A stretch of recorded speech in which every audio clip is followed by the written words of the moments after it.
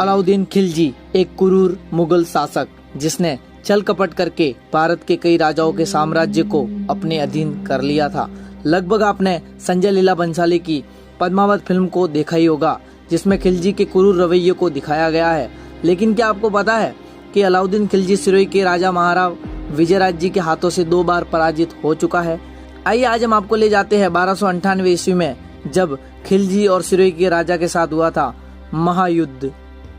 सन 1298 ईस्वी दिल्ली के शक्तिशाली सुल्तान अलाउद्दीन खिलजी ने गुजरात के सोलंकी साम्राज्य को समाप्त करके सिद्धपुर स्थित सोलंकी सम्राटों द्वारा निर्मित विशाल रुद्रमाल के शिवालय को ध्वस्त कर दिया था। इसके बाद शिवलिंग को निकालकर खून से लथपथ गाय के चमड़े में लपेटकर जंजीरों से बांधकर हाथी के पैर के पीछे घसीटता हुआ खिलजी दिल्ली की ओर अग्रसर हुआ था। आबू पर्वत की तलेटी में बसी चंद्रावती महानगरी पहुंचते ही सिरोही के महाराव विजयराज जी को इस बात की सूचना मिली और उन्होंने एक पत्र अपने पति जालोर के महान सूरवीर काहनर देव सोनीगिरा को भेजा एवं दूसरा पत्र अपने समधी मेवाड़ के महाराणा रतन सिंह जी को यह लिखते हुए भेजा कि मरने के लिए इससे सुयोग्य अवसर प्राप्त नहीं हो सकता। काहनर देव सोनीगिरा अपने पूर्ण सैन्य बल के साथ उपस्थित हुए और महाराणा रतन सिंह ने अपनी सेना भेजी। सिरोही, जालोर एवं मेवाड़ की राजपूत सेनाओं ने मिलकर सुल्तान का पीछा किया एवं सिरणवा पहाड़ की तलेटी में उनका युद्ध हुआ, जिसमें भगवान शंकर की कृपा से राजपूत सेनाएं विजय हुई और दिल्ली का सुल्तान हारा। वो दीपावली का दिन था और उसी दिन सिरोही नरेश महाराव विजयराज जी ने उस दुष्ट सुल्तान से रुद्रमाल के शिवलिंग को प्राप्त करके उसे सिरणवा पहाड़ के पवित्र शुक्ल तीर्थ के सामने स्थापित कर दिया गया। इस मंदिर का नाम शारणेश्वर रखा गया क्योंकि इस युद्ध में बहुत तलवारें चली थी। बाद में ये मंदिर सारणेश्वर महादेव कहलाया एवं सिरोही के देवड़ा चौहान राजवंश के इष्ट देव के रूप में पूजे गए।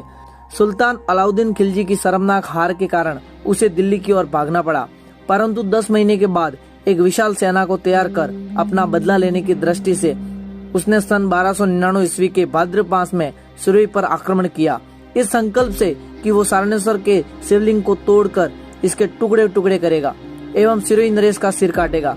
तब सिरोही की प्रजा ने सिरोही नरेश से विनती की कि धर्म की रक्षा के लिए वे सब मर मिटने के लिए तैयार है।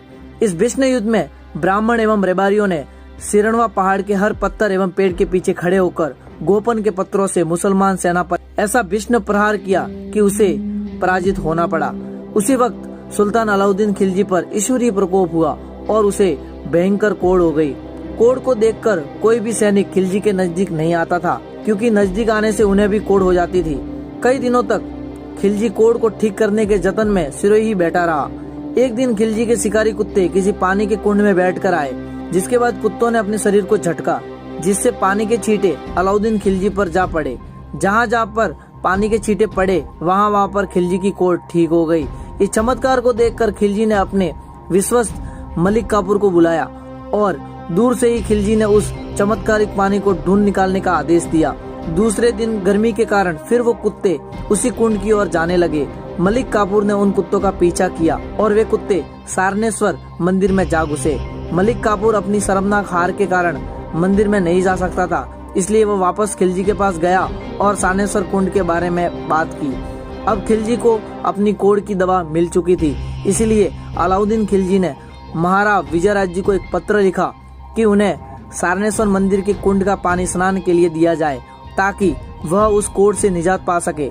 महाराज विजयराज जी ने इंसानियत को धर्म मानते हुए उस कुंड का पानी खिलजी को दिया, जिस पानी से खिलजी ठीक हो गया। इस चमत्कार से प्रभावित होकर वह मंदिर के दर्शन के लिए आया और यहाँ बड़ी मात्रा में दान किया। साथ ही यह कसम खाई कि वह कभी वापस सिरोही की ओर नहीं आएगा। क्या आपको सिरोही की इस वीर गाथा के बारे में पता था? हमें कमेंट करके जरूर बताएं। और क्या आप भी सिरोही से हो तो सिरोही के इस चैनल को सब्सक्राइब करना बिल्कुल ना भूले। हमारे चैनल को अपना कीमती समय देने के लिए धन्यवाद।